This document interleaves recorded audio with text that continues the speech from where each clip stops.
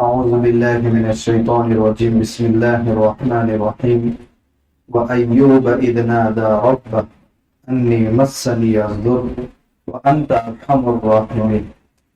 حضرت ایوب علیہ السلام نے جس وقت اپنے رب سے دعا کی، بے شک مجھے ایک بیماری لگ گئی ہے اور آپ رحم کرنے والوں میں سب سے زیادہ رحم کرنے والے ہیں، ہم نے ان کی دعا کو قبول کیا، ان کی بیماری کو دور کر دیا اور ہم نے ان کو اہل بھی عطا کیے اور اس کے مثل دوگنا بھی عطا کیا ہماری طرف سے، اور یہ عبادت کرنے والوں کے لیے نصیحت کی بات ہے۔ حضرت ایوب علیہ السلام سال ہر سال تک اللہ کی نعمتوں سے فائدہ اٹھاتے رہے، اولاد بھی خوب ہوئی، لیکن بیماری جب آئی ہے، ایسی خطرناک بیماری اور مسلسل 7 سال بیماری، 7 سال کا عرصہ معمولی عرصہ نہیں ہے۔ ایک بیمار آدمی ہی بتا سکتا ہے کہ کتنا خطرناک ہوتا ہے۔ آدمی کے لیے 7 دن بیماری کے حالت میں گزرنا مشکل ہو جاتا ہے، اس لیے ہمیشہ اللہ سے عافیت کا مطالبہ کرنا چاہیے۔ کسی بزرگ کا مقولہ ہے، میں مصیبت پر صبر کروں اس سے بہتر ہے کہ نعمت پر شکر ادا کروں۔ حالانکہ دونوں برابر ہیں، شاکر بندہ بھی اللہ کے وہاں برابر ہے اور صابر بھی برابر ہے، لیکن ہمیں شاکر بننا بہتر ہے، کیونکہ ہم مصیبتوں کو برداشت نہیں کر سکتے۔ ایک معمولی ٹینشن انسان برداشت نہیں کر سکتا، اس لیے ہمیشہ اللہ سے عافیت کا مطالبہ کرنا چاہیے۔ 7 سال بیماری کے ایسی بیماری کہ پورے جسم میں چھالے پڑ گئے تھے، لیکن بیوی بہت خدمت گزار تھی اور طلب یہ تھی کہ میرے شوہر کو شفا مل جائے، کیونکہ خدمت کرنا آسان کام نہیں ہے، ہر کسی کے بس کی بات نہیں ہے، لیکن حق ادا کر دیا تھا اس بیوی نے۔ ایک مرتبہ ڈاکٹر کی شکل میں شیطان بیوی کے پاس آئے اور آ کر اس نے کہا، میں تمہارے شوہر کا علاج کر سکتا ہوں، لیکن میری ایک شرط ہے، 1 روپیہ میں نہیں لوں گا، لیکن میری ایک شرط ہے کہ جب تمہارے شوہر شفا یاب ہو جائے تو تمہیں صرف یہ کہنا ہے کہ تو نے شفا دی ہے۔ اب ظاہر سی بات ہے، یہ دور ایسا دور ہوتا ہے کہ انسان ساری چیزیں بھول جاتا ہے، اس کو صرف بیماری سے چھٹکارا ملے یہی مد نظر ہوتا ہے، پریشانی میری دور ہو جائے۔ ایسے موقع پر کفری اور شرکیہ تک ہمارے مسلمان پہنچ جاتے ہیں، علاج اور معالجے کے نام پر ایسے کام کرنے پڑ رہے ہیں، اپنے آپ کو اس سے بچانا ہے۔ ہم کبھی بیماری میں مصیبت میں اللہ کو بھول نہیں سکتے، بلکہ یہ تو آئی ہے اللہ کو یاد کرنے کے لیے۔ یہ بات بیوی نے حضرت ایوب علیہ السلام کو بتائی تو حضرت ایوب علیہ السلام نے کہا، بیوی تو سمجھ نہیں پائی کہ یہ شیطانی حرکت ہے کیا ہے، لیکن حضرت ایوب علیہ السلام نے کہا، بلی مانس، یہ تو شیطان ہے، کوئی ڈاکٹر نہیں ہے، اگر مجھے شفا مل گئی تو تجھے 100 کنچیاں ماروں گا۔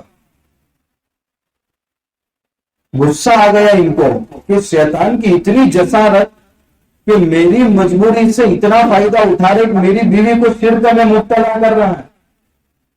تو غصے کی حالت میں انہوں نے قسم کھا لی کہ اگر مجھے شفا ملی تو میں تجھے 100 کنچیاں ماروں گا، 100 کوڑے۔ اب ظاہر سی بات ہے، جس بیوی نے ایک لمحہ کے لیے اپنے شوہر کی خدمت کے لیے اپنے آپ کو دور نہ رکھا ہو، تو اللہ تبارک و تعالیٰ نے ان کی قسم کا کفارہ اس انداز سے کیا جب ان کو شفا مل گئی۔ اب ظاہر سی بات ہے، قسم تو پوری ہوئی ہے اور شفا ملی ہے، قسم کھائی ہے، تو اب 100 کنچیاں مارنا ہے۔ وہ بیچاری صنف نازک 10 کوڑے برداشت نہیں کر سکتی، 100 کیسے برداشت کریں گے؟ تو اللہ تعالیٰ نے فرمایا، وَخُذْ بِيَدِكَ ضِغْثًا، تنکے جو ہوتے ہیں نیم کے درخت کے پتے، اس کی جو چھوٹی چھوٹی باریک چھڑیاں الگ ہوتی ہے، پتے نکال دو، جو باریک سے ایک تنکا رہتا ہے وہ 100 جمع کرو، اور 100 جمع کرنے کے بعد اس انداز سے بدن پر مارو کہ 100 کے 100 لگ جائے، تو تمہاری قسم بھی پوری ہو جائے گی اور بیوی نے خدمت بھی کی ہے تو اس پر یہ ظلم بھی نہیں ہوگا۔ اس انداز سے حضرت ایوب علیہ السلام نے اپنی قسم کو پورا کیا۔ پھر ان کو 7 سال تک بیماری سے دوچار ہونا پڑا۔ اگر بیماری ہے، بہت سارے حضرات بیچارے اگر کے درخواست کرتے ہیں فلاں بیماری ہے، بہت علاج کروایا، مگر اللہ سے صبر اور عافیت کا مطالبہ کرے۔ اگر انسان کے ذمے میں گناہ ہوتے ہیں تو گناہ صاف ہو جاتے ہیں، اگر گناہ نہیں ہوتے تو آخرت میں اتنے درجات بلند ہوتے ہیں۔ کل قیامت کے دن انسان تمنا کرے گا، ارے پوری زندگی میری چمڑی بدن کی کینچیوں سے نکالی جاتی اور میں اس پر صبر کرتا تو کتنا بہتر تھا، کیونکہ آج اس کا بدلہ اتنا مل رہا ہے، لیکن اس کی طاقت ہمارے اندر نہیں ہے۔ اس لیے اللہ کے نبی صلی اللہ علیہ وسلم نے ہم کو بتایا عافیت کا سوال کرو، اللہم انا نسألک العفو والعافیہ۔ یہ عافیت بہت بڑی بات ہے، اور اس کی تفسیر اگر کرنے جائیں گے تو یہ قرآن کی تفسیر رہ جائے گی۔ اس کے بعد جو سورہ مومنون آ رہی ہے اس میں 10 اوصاف کامیاب ایمان والوں کے بیان کیے گئے ہیں۔ اللہ وہ اوصاف ہمارے اندر بھی پیدا فرمائے اور ہم کو کامیاب ایمان والا بنائے۔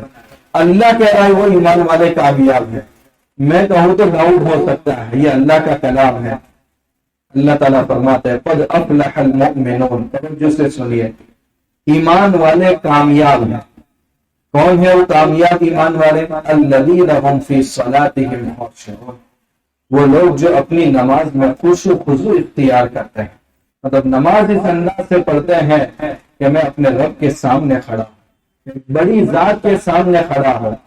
اس لیے صحابہ کرام کا حال یہ ہوتا تھا کہ جب نماز کے لیے اذان دی جاتی تھی تو چہرے کا رنگ متغیر ہو جاتا تھا۔ عالی دربار میں جانے کا وقت آ گیا، میں بڑا بے ادب ہوں، اس عالی دربار کے داخل ہونے کے ادب مجھے معلوم نہیں ہے، میں اس ذات کے سامنے کیسے کھڑا رہوں؟ بہت سارے لوگ ایاک نعبد و ایاک نستعین وہاں سے آگے نہیں بڑھ پاتے تھے۔ ہم آپ ہی کی عبادت کرتے ہیں اور آپ ہی سے مدد طلب کرتے ہیں، اس انداز کی گفتگو ہوتی تھی کہ انسان وہی رک جاتا۔ اپنی نماز میں خشوع و خضوع اس دھیان کے ساتھ پڑھنا کہ اللہ مجھے دیکھ رہا ہے، یہ مرتبہ دوسرے نمبر کا ہے۔ پہلا مرتبہ تو یہ ہے کہ اللہ کے نبی صلی اللہ علیہ وسلم نے فرمایا ان تعبد اللہ فإن لم تكن تراه فإنه يراك، اللہ کی عبادت اس انداز سے کرو کہ گویا تم خدا کو دیکھ رہے ہو۔ لیکن یہ بڑی مشقت کے بعد یہ چیز پیدا ہوتی ہے۔ اس سے پہلے کسی نے سوال کیا تھا کہ اصلاحی تعلق قائم کرنا یعنی کسی بڑے آدمی کے ہاتھ پر بیعت ہونا، اس میں اپنی نمازیں سیکھی جاتی ہے، اس میں خشوع و خضوع کیسے پیدا ہوتا ہے، یہ چیزیں روحانی چیزیں وہاں حاصل ہوتی ہیں۔ تو یہ مشکاۃ شریف کی پہلی روایت ہے جس کو حدیث جبرائیل کہا گیا ہے۔ یہ حضور صلی اللہ علیہ وسلم کی تمام احادیث کا خلاصہ ہے۔ اس میں حضور صلی اللہ علیہ وسلم نے فرمایا اپنی عبادت اس انداز سے ہونی چاہیے کہ گویا میں خدا کو دیکھ رہا ہوں۔ اگر یہ تصور نہیں آ رہا ہے تو کم سے کم یہ ہونا چاہیے کہ میرا رب مجھے دیکھ رہا ہے۔ بہت سی مرتبہ سورہ فاتحہ پورے ہوتے ہوتے انسان کئی بلڈنگ میں گھس جاتا ہے، کئی دکان میں گھس جاتا ہے، کئی حساب میں گھس جاتا ہے، تو کیا کرنا ہے؟ بس یہی تصور، میں اللہ کے سامنے کھڑا ہوں، میں اللہ کے سامنے کھڑا ہوں، اللہ مجھے دیکھ رہا ہے، بس یہ تصور تو انسان باہر نہیں جائے گا۔ لیکن شیطان اذان ہوتے ہی بھاگتا ہے، اور جب انسان تکبیر تحریمہ کہتا ہے فوراً آ جاتا ہے، کیوں؟ نماز خراب کرنے کے واسطے۔ تو انشاءاللہ اس تصور سے آہستہ آہستہ یہ تصور اپنے اندر پیدا کرے تو نماز میں خشوع و خضوع پیدا ہوگا۔ خشوع و خضوع کی بھی لمبی تفسیر ہے۔ دوسرا وصف بیان کیا ایمان والے کامیاب ایمان والوں کا، والذین هم عن اللغو معرضون، لغو کاموں سے اپنے آپ کو بچاتے۔ ارے ایک بار زندگی ملی ہے، کیسے اس کو لغو کاموں میں لگائیں؟ بہت سارے نوجوان پوچھتے ہیں لوڈو گیم کھیلنا جائز ہے کہ ناجائز ہے؟ اس سے ہی اندازہ لگا دیجئے، من حسن اسلام المرء ترکہ ما لا یعنی، اسلام کی خوبی یہ ہے کہ انسان لا یعنی کاموں سے، یعنی جس کا نہ دنیاوی فائدہ ہو نہ اخروی فائدہ ہو، اسی چیزوں سے اپنے آپ کو بچائے۔ یہ کامیاب ایمان والوں کی دوسری صفت اللہ نے بیان فرمائی، لغو کاموں سے اپنے آپ کو بچاتے۔ اس میں نہ جوا ہے، نہ پیسے ڈالنے ہیں، نہ لینے ہیں، تو یہ تو جائز ہونا چاہیے۔ یہ دوسری صفت ہے، اس سے اپنے آپ کو بچانا۔ خصوصاً رمضان میں سیریل دیکھتے دیکھتے پوری رات گزر رہی ہے، اور جواز کا بھی فتویٰ لا رہے ہیں کہ ارطغرل غازی دیکھ سکتے ہیں۔ اور عشق کس سے ہونا چاہیے؟ نماز سے، قرآن سے ہونا چاہیے کہ ہماری راتیں اس انداز سے گزرے. اور نوجوان کی عبادت اللہ کو پسند ہے. کل قیامت کے دن جن 7 لوگوں کو اللہ کے عرش کا سایہ نصیب ہوگا اس میں وہ نوجوان بھی ہے جس نے جوانی میں اللہ کی عبادت کی.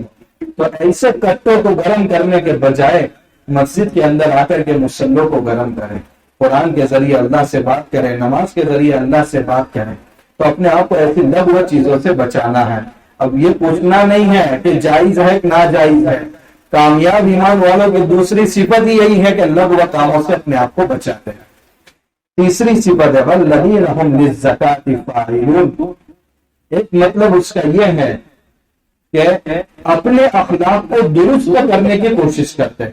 کامیاب ایمان والے میرے ذریعے میرے ماں باپ کو تکلیف نہ پہنچے، میں کوئی ایسا لفظ اپنے ماں باپ کے سامنے میں استعمال کروں کہ ان کا دل چھلنی ہو جائے، بلکہ دن بدن میرے زندگی کے اندر بدلاؤ آنا چاہیے.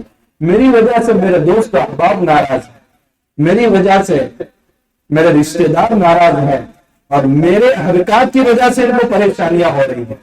میں مسجد میں کچھ ایسی حرکت کر رہا ہوں کہ لوگوں کی نماز میں خلل ہو رہا ہے، تو یہ میری غیر اخلاقی حرکت ہے. مجھے اپنے اخلاق کو آہستہ آہستہ درست کرنا ہے. یہ آہستہ آہستہ ہوتا ہے. ایک دم سے آدمی صوفی صافی نہیں بن جاتا، آہستہ آہستہ.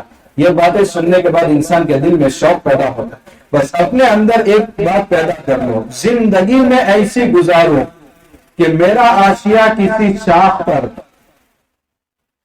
دشوار نہ ہو. یعنی میں اس انداز سے زندگی گزاروں کہ کسی کے لیے کبھی بوجھ نہ بنو بلکہ راحت کا ذریعہ بنو. خیر الناس من ينفع الناس. آپ صلی اللہ علیہ وسلم فرما دے تو میں سب سے بہترین انسان وہ ہے جس سے لوگوں کو نفع پہنچتا ہے. کوئی پیاسا ہے میں نے پانی پلا دیا، کوئی بھوکا ہے میں نے اس کو کھانا کھلا دیا، کوئی اتنا سامان لے کر جا رہا ہے اس میں اٹھانے کی طاقت نہیں ہے، اللہ نے مجھے طاقت دی ہے، میں نے منزل مقصود تک اس کو پہنچا دیا. یہ ہے اخلاق. اپنے اندر یہ پیدا ہونا چاہیے. یہ کامیاب ایمان والوں کی تیسری صفت ہے. چوتھی صفت بیان فرمائی والذین هم لفروجهم حافظون. وہ اپنی شرمگاہوں کی حفاظت کرتے ہیں. جو محل اللہ نے جائز کرا دیا ہے اس کے علاوہ میں اس کو استعمال نہیں کرتے. اس سے اپنے آپ کو بچاتے ہیں. چاہے خلوت کے گناہ ہو کہ جلوت کے گناہ ہو، بدنگاہی کے گناہ ہو. اس لیے اللہ کے نبی صلی اللہ علیہ وسلم نے فرمایا جس انسان نے نکاح کر لیا اس نے اپنا آدھا دن مکمل کر لیا. کیونکہ گناہ کے سب سے بڑے 2 سبب ہیں. پہلا سبب تو یہ ہے کہ انسان اپنے آپ کو بدکاری سے بچائے، یعنی پیٹ کے نیچے کا حصہ جو انسان کو گناہ میں مبتلا کرتا. نکاح ہو گیا تو نکاح کے وقت یہ نیت کرے کہ اللہ میں نبی کی سنت پر عمل کر رہا ہوں اور پاک دامنی کی زندگی گزارنا چاہتا ہوں. یہ نیت انسان کرتا ہے تو نکاح کے بعد اس کے لیے بچنا آسان ہوتا ہے. ورنہ یہ نیت نہیں ہوتی تو نکاح کے بعد بھی انسان کے لیے بچنا مشکل ہو جاتا ہے. اور دوسرا گناہ پیٹ کا گناہ ہے. آدھا ایمان مکمل ہو گیا نکاح کے بعد،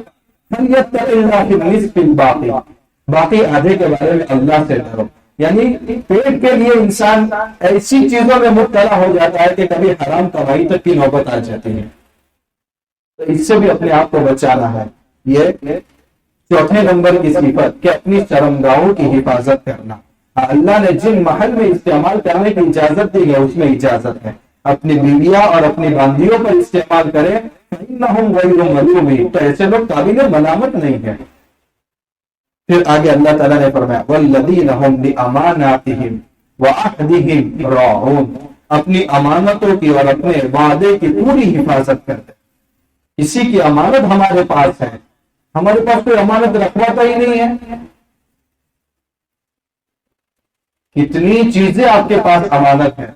سامنے والا شخص اگر آپ سے اس انداز سے گفتگو کر رہا ہے کہ وہ بات آپ کے علاوہ کسی کو بتانا نہیں چاہ رہا ہے، اس کا انداز یہ ہے، وہ آپ کو نہیں کہہ رہا ہے کہ یہ میری بات کسی کو بتانا مت، لیکن وہ اس انداز سے بتا رہا ہے کہ اس کا منشا یہ ہے کہ آپ ہی بات اس کو جاننے کے حقدار ہے، کسی اور کو مت بتانا. تو یہ اس کی بات ہمارے پاس امانت ہے اور اس میں کتنی خیانت ہوتی ہے. اللہ حفاظت فرمائے. اس کی وجہ سے ساری پریشانیاں ہوتی ہیں. ہم دوسرے دوستوں کو بتا دیتے ہیں یہ بالکل جائز نہیں ہے. جو بات کسی کی ہمارے پاس امانت ہے اس کو امانت رکھے. یہ امانت کی حفاظت. میں نے اس سے پہلے مثال بتائی تھی کہ اللہ کے نبی صلی اللہ علیہ وسلم جس وقت بیت اللہ میں داخل ہو رہے ہیں فتح مکہ کے موقع پر، تو عثمان بن طلحہ شیبی چابی دے رہے ہیں، حضور کو کہہ رہی ہے رسول اللہ یہ امانت. حالانکہ وہ امانت نہیں تھی، اب حضور متولی ہے، واپس نہیں کر سکتے تھے، مگر اس لفظ کی حضور نے کیسے حفاظت فرمائی. اللہ کے نبی صلی اللہ علیہ وسلم نے جس سے وعدہ کیا پورا کیا. آج ہم ہر معاملے میں بے وفا بن چکے ہیں. کسی کو کہا میں اتنے بجے تمہاری ملاقات کروں گا، 2 گھنٹے لیٹ ہی ہو جاتا ہے. ایک آدمی کا کام اپنے ذمہ لیا، وقت پر پورا ہو جائے یہ تعجب کی بات ہے. وقت سے لیٹ ہو جائے تو کوئی تعجب نہیں. یہ تو عادت ہے مسلمان کا. بھائی ہوتا ہے کہ نہیں ہوتا؟ وقت پر کام ہو گئے تو تعجب. مسلمان اور وقت پر کام کرے کسی کا. بہت سارے حضرات ایسے ہیں جن کے دکانوں کے کسٹمر جو ٹوٹ جاتے ہیں، اس کی واحد وجہ یہ ہے کہ ہمیں اپنے زبان پر اور اپنے وعدے پورا کرنے کا ہمارے اندر ابھی سلیقہ نہیں ہے. نہیں ہوتا ہے صاف صاف کہہ دیا جائے بھائی آپ کا کام میں لے رہا ہوں مگر اتنے دنوں پہلے نہیں کر سکتا میں، یا یہ کہ میں بالکل کام نہیں کر سکتا، آپ کسی اور کو تلاش کر دیجیے. مگر ایسا نہیں کہ اس پر بھی وعدے پر وعدے کر رہا ہے اور دوسرے کا کام لے کر کے بھی اس کو بھی دھکے کھا رہا ہے. یہ جائز نہیں ہے. اس سے ہماری دنیاوی زندگی پر بھی اثر پڑتا ہے اور آخرت تو برباد ہو ہی رہی ہے. ہمیں اس چیز کو کہ امانت کو اپنے پاس امانت رکھنا ہے.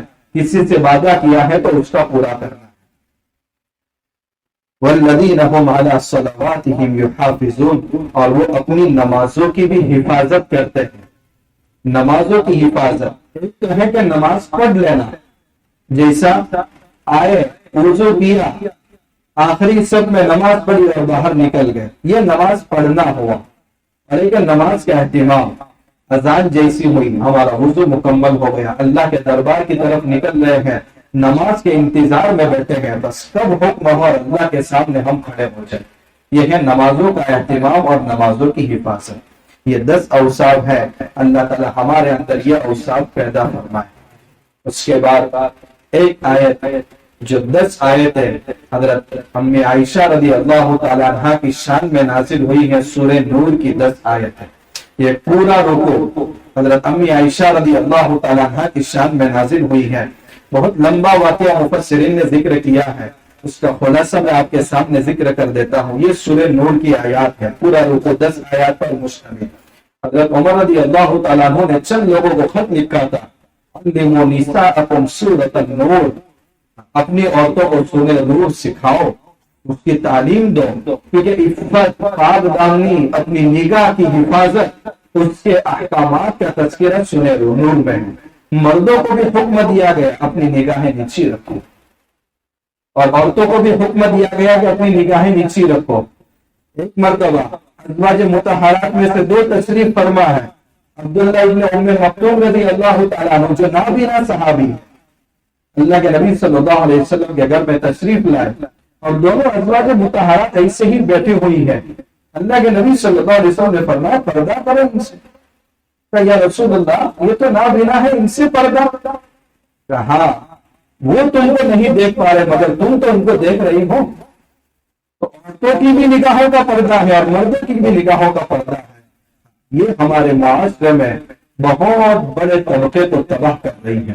اللہ نگاہوں کی حفاظت کرنے کی توفیق عطا فرمائے. انسان محنت کر کے، کوشش کر کے، عبادتیں کر کے اپنا مرتبہ اللہ تک بناتا ہے، اور ایک بد نگاہی ہو جاتی ہے تو انسان کے وہ سارے درجات ختم ہو جاتے ہیں. اس کا احساس نہیں ہوتا لیکن وہ عبادتوں کی لذت چھین لی جاتی ہے. ایک مرتبہ بد نگاہی کے بعد کئی دنوں تک نہ تہجد میں لذت ہے نہ قرآن کی تلاوت میں لذت ہے. اللہ سے مانگنا چاہیے، اے اللہ میں اپنے نفس پر کنٹرول نہیں کر پا رہا ہوں تو مجھے اس کی طاقت عطا فرما. لا حول ولا قوت الا باللہ. گناہوں سے بچنے کی طاقت، نیکیوں کرنے کی طاقت ہمارے پاس نہیں ہے، وہ اللہ سے مدد طلب کرنے کے بعد نہیں حاصل ہو سکتی. اس لیے کہا گیا سورہ نور اپنی عورتوں کو سکھاؤ. اس میں جو واقعہ ہے وہ واقعہ یہ ہے کہ اللہ کے نبی صلی اللہ علیہ وسلم سن ہجری 6 میں ایک غزوہ جس کا نام غزوہ بنو المختلف بھی ہے اور غزوہ مریسی بھی ہے، اس غزوے سے واپس آ رہے تھے۔ راستے میں ایک جگہ قافلے کا قیام ہوا۔ حضرت عائشہ رضی اللہ تعالی عنہا قضاء حاجت کے لیے اس قافلے سے میدان چھوڑ کر کہیں اور گئی دور۔ اتنے میں اعلان ہو گیا کہ بھئی قافلہ اب یہاں سے روانہ ہونا ہے۔ اللہ کے نبی صلی اللہ علیہ وسلم کے ساتھ اس وقت سفر میں حضرت عائشہ رضی اللہ تعالیٰ عنہا تھی۔ حالانکہ آپ کو اختیار تھا کہ آپ اپنی ازواج میں سے جس کو لے کر جانا چاہیں لے جا سکتے ہیں، مگر آپ قرآن اندازی فرماتے تھے، جس کے حق میں قرآن نکلتا تھا وہ زوج محترمہ آپ کے ساتھ ہوتی تھی۔ اور حضرت عائشہ رضی اللہ تعالیٰ عنہا کے لیے انتظام تھا کہ اونٹ کے اوپر ایک ہودج بنایا گیا تھا، 4 لکڑیاں چاروں کونوں میں اور چاروں طرف پردے کا اہتمام۔ تو یہ پردہ اونچا کر کے حضرت عائشہ رضی اللہ تعالیٰ عنہ اسی ہودج میں بیٹھ جاتی ہے، اور صحابہ کرام میں سے 4 افراد اسی ہودج کو اٹھاتے تھے اور ان کے اوپر رکھ دیتے تھے۔ تو پردے کی حالت میں امی عائشہ رضی اللہ تعالیٰ عنہ اس اونٹ پر سفر کرتی تھی۔ یہ اس سفر میں یہ نظم تھا۔ جب قافلہ روانہ ہونے لگا اور اس سفر میں حضرت عائشہ رضی اللہ تعالیٰ عنہ کی عمر بہت کم تھی اور بدن کا وزن بھی زیادہ نہیں تھا، اب وہ ہودج ایسے ہی رکھا ہوا، حضور کا حکم ہوا کہ قافلے کو آگے نکلنا ہے۔ صحابہ کرام یہ سمجھے کہ اما عائشہ رضی اللہ تعالیٰ عنہ اندر ہے، تو چاروں طرف سے آدمی اگر مضبوط آدمی اٹھائیں گے تو پتہ نہیں چلے گا کہ یہ واوزن ہے یا ہلکا ہے۔ انہوں نے یہ سمجھا کہ حضرت عائشہ رضی اللہ تعالیٰ عنہ اندر ہے، انہوں نے وہ ہودج اٹھایا اور ان کے اوپر رکھ دیا اور سواری چلتی بنی۔ یہاں پورا قافلہ روانہ ہو گیا اور حضرت عائشہ رضی اللہ تعالیٰ عنہ قضاء حاجت سے جب وہاں آئی تو دیکھا کہ کوئی بھی فرد یہاں نہیں ہے، بجائے اس کے کہ ادھر ادھر دوڑ بھاگ ہو، عقل مندی سے کام لیا۔ جب حضور جب اگلا پڑاؤ کریں گے اور دیکھیں گے کہ اپنی زوج محترمہ کو مفقود پا رہے ہیں تو ضرور کسی نہ کسی کو یہاں ہی بھیجیں گے، اس لیے میرا یہاں رک جانا بہتر ہے، کیونکہ قاصد تلاش کرتے ہوئے یہاں آئے گا تو نہ مجھے پریشانی نہ تلاش کرنے والے کو پریشانی۔ یہ عقل مندی سے فیصلہ کیا۔ ایک صحابی جن کی ذمہ داری میدان جنگ میں یہی تھی، صفوان بن معطل رضی اللہ تعالیٰ عنہ، کہ وہ جہاں سے قافلہ کچھ کرتا تھا واپس وہاں جاتے تھے اور پورے میدان کا جائزہ لیتے تھے کہ قافلے کی کوئی چیز وہاں رہ تو نہیں گئی ہے، اگر رہ جاتی تھی تو وہ اٹھا کر پیچھے سے اس قافلے کے ساتھ وابستہ ہو جاتے تھے۔ حضرت صفوان بن معطل رضی اللہ تعالیٰ عنہ اسی کے اپنی فریضہ انجام دینے کے لیے اسی میدان میں پہنچے۔ حضرت عائشہ رضی اللہ تعالیٰ عنہ دیر رات ہو گئی تھی، تھکن کی وجہ سے نیند لگ گئی تو چادر اوڑھ کر کے اما عائشہ رضی اللہ تعالیٰ عنہ اسی جگہ سو گئی۔ حضرت صفوان بن معطل رضی اللہ تعالیٰ عنہ جب اس میدان میں پہنچے تو دیکھا کہ کوئی سو رہا ہے۔ جا کر کے اچانک نظر پڑی کہ کوئی خاتون ہے تو آپ نے زور سے پڑھا انا للہ و انا الیہ راجعون۔ یہ آواز حضرت عائشہ رضی اللہ تعالیٰ عنہ کے کانوں میں گئی تو حضرت عائشہ رضی اللہ تعالیٰ عنہ بیدار ہوئی اور پردے کے احکام نازل ہونے سے پہلے حضرت صفوان بن معطل رضی اللہ تعالیٰ عنہ نے حضرت عائشہ رضی اللہ تعالیٰ عنہ کو دیکھا تھا تو پہچان لیا کہ یہ تو امی عائشہ رضی اللہ تعالیٰ عنہ ہے۔ حضرت عائشہ رضی اللہ تعالیٰ عنہ جب بیدار ہوئی تو پتہ چلا کہ کوئی تلاش کرنے کے لیے مجھے آیا ہے، اپنا چہرہ ڈھانپ لیا۔ حضرت صفوان بن معطل رضی اللہ تعالیٰ عنہ نے اپنی سواری کو آگے کیا، حضرت عائشہ رضی اللہ تعالیٰ عنہ ان پر سوار ہو گئی اور وہ نکیل لیتے ہوئے آگے آگے چل رہے ہیں اور امی عائشہ رضی اللہ تعالیٰ عنہ اس ان پر سوار ہے۔ جیسے ہی حضور کے قافلے تک پہنچے، ایک بد باطن خبیث الفطرت عبداللہ بن ابی، منافقوں کا سردار، اس کو ایک شوشہ ہاتھ میں آ گئے۔ یہاں کفار مشرکین نے کم پریشان کیا تھا حضور کو، یہ آخری درجے تک جو روحانی ایذا حضور صلی اللہ علیہ وسلم کو پہنچانی تھی اس میں بھی وہ واپس نہیں رہا۔ یہ ایک ایسا سانپ تھا منافقین کا جو نہ دکھتا تھا نہ چھپتا تھا، سامنے بھی نہیں آتا تھا، لیکن پورے مدینے میں چرچا اس کی شرارت کی وجہ سے ہو رہا۔ اس نے الزام لگایا حضرت صفوان بن معطل رضی اللہ تعالیٰ عنہ پر، اور ظاہر سی بات ہے جب ان پر الزام لگا تو امی عائشہ رضی اللہ تعالیٰ عنہ پر بھی تہمت لگی۔ اور تہمت لگانے کے بعد اگر کوئی تہمت لگا رہا ہے تو اس کے لیے ضروری ہے کہ 4 گواہ پیش کرے. اگر پیش نہیں کرتا تو 80 کوڑے کھانے کے لیے تیار ہو جائے. اس نے یہ ایسی بات شوشہ چلایا پورے مدینے کے اندر کہ کچھ بولے والے مسلمان بھی اس میں مبتلا ہو. بہت سی مرتبہ ایسا ہوتا ہے کہ کسی کے متعلق کوئی خبر پھیل جاتی ہے تو وہ اتنی عام ہو جاتی ہے کہ بولے والے انسان کی زبانوں پر بھی وہ بات آ جاتی ہے. یا اللہ کے نبی صلی اللہ علیہ وسلم کو پتا چلا کہ میرے متعلق اس طریقے کی خبریں گشت کر رہی ہیں. حضرت عائشہ رضی اللہ تعالیٰ عنہ کے ساتھ حضور کا پورا رویہ بدل گیا. لیکن حضرت عائشہ رضی اللہ تعالیٰ عنہ کو اس معاملے کا ابھی علم نہیں ہے. حضرت مصطح رضی اللہ تعالیٰ عنہ، حضرت حسان رضی اللہ تعالیٰ عنہ اور ایک صحابیہ حضرت حمنہ رضی اللہ تعالیٰ عنہ، یہ ان بولے والے مسلمانوں میں تھے جو منافقین کی باتوں میں آ گئے. ایک مرتبہ اتفاق ایسا ہوا کہ حضرت مصطح کی والدہ ام مصطح اور حضرت عائشہ رضی اللہ تعالیٰ عنہ قضائے حاجت کے لیے، چونکہ اس زمانے میں بیت الخلا گھر میں بنے ہوئے نہیں ہوتے تھے تو قضائے حاجت کے لیے دور جانا ہوتا تھا. تو یہ دونوں نیک پارسا خواتین قضائے حاجت کے لیے جا رہی ہیں. راستہ چلتے ہوئے ام مصطح کا پیر چادر میں اٹک گیا. جب چادر میں اٹک گیا تو گرنے کے قریب ہو گئے تو زبان سے بددعا کا یہ جملہ نکلا، تائیس مصطح، مصطح کا ستیہ ناش ہو. یہ کس کو بددعا دے رہی ہے؟ ماں اپنے بیٹے کو بددعا دے رہی ہے. تو حضرت عائشہ رضی اللہ تعالیٰ عنہ نے فرمایا، ام مصطح وہ تو بدری صحابی ہیں، تم اپنے بیٹے کو جن کی بڑی فضیلت ہے ان کے بارے میں یہ بددعا؟ کہا تجھے نہیں معلوم وہ تمہارے متعلق ایسی ایسی باتیں کر رہا ہے. حالانکہ یہ بولے والے مسلمانوں میں شامل ہے اور منافقین کی باتیں اس قدر پھیل گئی ہیں کہ یہ ان کی باتوں میں آ گئے ہیں. تو حضرت عائشہ رضی اللہ تعالیٰ عنہ کو جب معاملے کا علم ہوا کہ میرے متعلق پورے مدینہ کے اندر یہ بات منافقین کے درمیان پھیل رہی ہے تو آپ کو بخار چڑھ گیا اور بیمار ہو گئی، سخت بیمار ہو گئی. گھر آنے کے بعد دیکھا کہ حضور کا رویہ پورا بدل گیا ہے، شاید حضور بھی ان کی باتوں سے متاثر ہوئے. تو حضرت عائشہ رضی اللہ تعالیٰ عنہ کی طبیعت دن بدن خراب ہونے لگی. دیکھیے ایسے حالات ہمیشہ زندگیوں میں آتے ہیں، لیکن اس وقت کیا کرنا ہے؟ ظاہر سی بات ہے اتنی عظیم المرتبہ شخصیت کو اللہ تعالیٰ اس انداز سے کیسے آزما سکتا ہے. اللہ کے نبی صلی اللہ علیہ وسلم سے کہا، یا رسول اللہ اگر اجازت ہو تو میں کی چلی جاؤں. اللہ کے نبی صلی اللہ علیہ وسلم نے اجازت دی کہ آپ جا سکتی ہیں. وہ اپنے گھر گئی، اپنے والدہ سے کہا کیا کرنا ہے؟ تو ان کی والدہ نے کہا گھبرانے کی ضرورت نہیں ہے. جب کوئی بیوی اپنی شوہر کی چہیتی ہوتی ہے، کسی کو کوئی نعمت ملتی ہے تو اس کے حاسدین بہت ہوتے ہیں. یہ حسد ہے، اللہ کرم کا معاملہ کرے گا تو میں گھبرانے کی ضرورت نہیں ہے. والدہ نے تسلی دی. لیکن ایک نبی کی بیوی عالی مرتبہ، اتنی عزت کی مالی، اور اس کے بعد لوگ ایسی بنا وجہ گفتگو کرے تو کتنی تکلیف ہوتی ہے. اور مزید بیمار ہونے لگی، آنکھوں کے آنسو خشک ہو گئے. یہ حضرت نبی کریم صلی اللہ علیہ وسلم، حضرت اسامہ اور حضرت علی رضی اللہ تعالیٰ عنہ جو حضور کے ہی گھر کے بچے تھے، لیکن حضور ان سے مشورہ کر رہے ہیں کیونکہ حضور کو بھی بہت تکلیف ہو رہی ہے. یہ منافقین نے کم نہیں ستایا زندگی بھر. حضور فرما رہے مجھے کیا کرنا چاہیے؟ حضرت اسامہ رضی اللہ تعالیٰ عنہ فرماتے ہیں، یا رسول اللہ اتنی نیک پارسا خاتون آپ کیوں فکر میں ہیں؟ اتنی نیک عورت کبھی یہ کام نہیں ہو سکتا ان سے. حضرت علی رضی اللہ تعالیٰ عنہ سے مشورہ کیا. حضرت علی رضی اللہ تعالیٰ عنہ نے فرمایا، رسول اللہ اگر اس کی وجہ سے آپ بہت زیادہ غمگین ہو رہے ہیں تو ہم دوسرا رشتہ آپ کے لیے تلاش کر سکتے ہیں.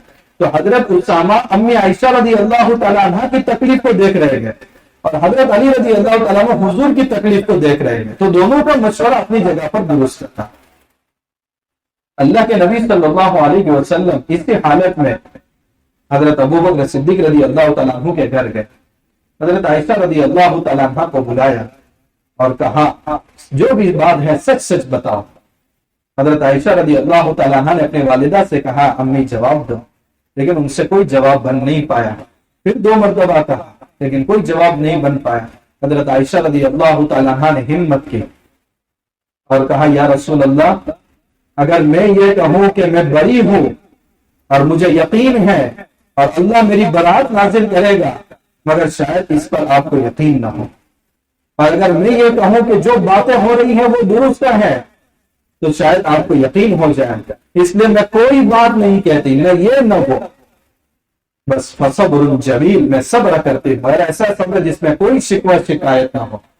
یہ بات حضرت عائشہ رضی اللہ تعالیٰ عنہ نے ہو بہو وہی کہی ہے جو حضرت یعقوب علیہ السلام نے یوسف کو کنویں میں ڈالنے کے بعد بھائیوں نے جو کہا تھا، حضرت یعقوب علیہ السلام نے بھی ہو بہو یہ بات کہی تھی۔ بس تھوڑی دیر کے بعد کیا تھا، اللہ کے نبی صلی اللہ علیہ وسلم پر وحی کے آثار ظاہر ہو گئے۔ ان الذین جاءوا بالافک عصبۃ منکم، بے شک وہ لوگ جو تہمت لے کر کے آئے ہیں ان میں چند لوگ ہیں۔ یہ آیت نازل ہوئی تو حضرت نبی کریم صلی اللہ علیہ وسلم نے فرمایا ابشر یا عائشہ، اے عائشہ خوش ہو جاؤ، تمہاری بارات آسمان سے اتری ہے۔ اب تو حضور کو بھی یقین ہو گیا اور قیامت تک تمام مسلمانوں کو یقین ہو گئے۔ حضرت عائشہ رضی اللہ تعالیٰ عنہ کی والدہ کہہ رہی ہے عائشہ شکر ادا کرو اپنے شوہر کا۔ حضرت عائشہ رضی اللہ تعالیٰ عنہ فرماتی ہے ان کا میں شکر ادا کروں، میرے اللہ نے میری بارے میں آیتیں اتاری ہیں۔ یہ وہ معاملہ نہیں ہے، یہ اس دیواجی زندگی کا معاملہ ہے۔ اور حق تھا حضرت عائشہ رضی اللہ تعالیٰ عنہ کو، کیونکہ حضور کو سب سے زیادہ انہی سے محبت تھی، اس لیے بے تکلفانہ انداز میں کہا ان کا میں شکر ادا کروں۔ یہ تو ان کی باتوں میں آ گئے تھے، میں تو صرف اللہ کا شکر ادا کرتے ہوں۔ ظاہر سی بات ہے غصہ ہوتا ہے، اور بیوی شوہر کے سامنے اگر غصے کا اظہار نہ کرے تو کس کے سامنے کرے گی؟ تو یہ ازدواجی تعلق ہے، ورنہ ہمارا حضور کے ساتھ یہ معاملہ کبھی نہیں ہو سکتا۔ یہ 10 آیتیں نازل ہوئی اور اللہ تبارک و تعالیٰ نے کیا خصوصیات جو حضرت عائشہ رضی اللہ تعالیٰ عنہ کو عطا فرمائی تھی وہ دوسرے ازواج کو عطا نہیں ہوئی تھی۔ ان میں سب سے ایک پہلی خصوصیت یہ تھی کہ حضور کی ساری بیویاں پہلے شوہر سے یا تو طلاق یافتہ تھی یا بیوہ تھی، لیکن حضرت عائشہ رضی اللہ تعالیٰ عنہ بے بیائی اور کنواری زوجہ محترمہ حضور کی تنہ تنہا۔ یہ خصوصیت حضرت عائشہ رضی اللہ تعالیٰ عنہ کو حاصل ہے۔ حضرت عائشہ رضی اللہ تعالیٰ عنہ جب حضور کے ساتھ لحاق میں ہے تب بھی قرآن کریم کی وحی اترتی تھی، جبکہ دوسری ازواج کے ساتھ یہ معاملہ نہیں ہوتا تھا۔